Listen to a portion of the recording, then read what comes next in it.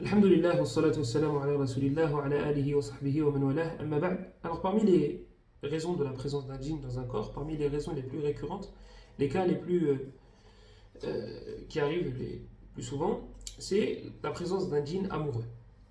Alors, ça peut avoir deux. On va mettre ça sous forme de deux catégories. La première, ça peut être un sihr.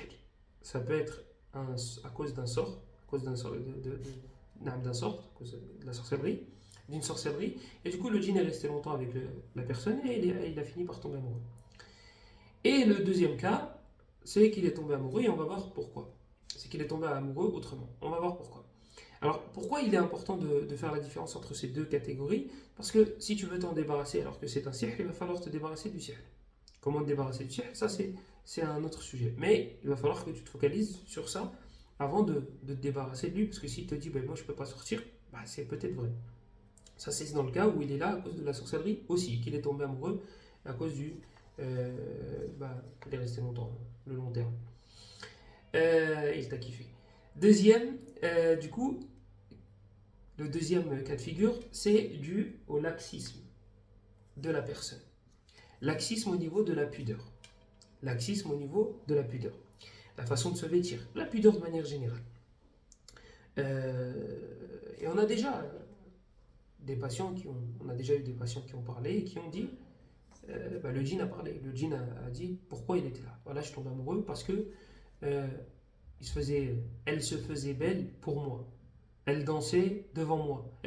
Subhanallah, lui il croyait, miskin, il croit que c'était pour lui. Tu te mets devant le miroir, devant la glace, et tu te fais belle, et tu chantes, et tu danses, etc. Oui, je mets ça au féminin, parce que dans la plupart des cas, c'est les femmes. La plupart des cas, c'est les femmes. Il ne faut pas rêver qu'un frère danse devant le miroir et chante, ou que tu se fasses beau ou belle, je ne sais plus quel terme utiliser avec les garçons qu'il y a aujourd'hui. Mais le plus souvent, c'est les garçons. Le plus souvent, pardon, c'est les femmes. Le plus souvent, c'est les femmes. Alors, on ne dit pas qu'il ne faut pas se faire beau ou belle. On ne dit pas que c'est interdit de chantonner devant un miroir. Sans écouter de musique, bien évidemment. Mais prononce le nom d'Allah, premièrement. Bismillah. Avant de rentrer aux toilettes, tu as une invocation à faire. Et prononce le nom d'Allah, Bismillah, quand tu enlèves tes vêtements, quand tu rentres aux toilettes, quand tu as des rapports, etc., etc. Et deuxième chose, et c'est très important, dans la limite du halal. Ne mets pas de parfum pour la femme lorsque tu sors de chez toi. Ne va pas te faire belle à l'extérieur, et à l'intérieur, c'est pas grave. Et quand je ne parle pas du cœur que je dis à l'intérieur, je parle de la maison. L'extérieur, tu n'es pas censé te faire belle pour les gens de dehors. Tu es censé te faire belle pour ton époux, à la maison.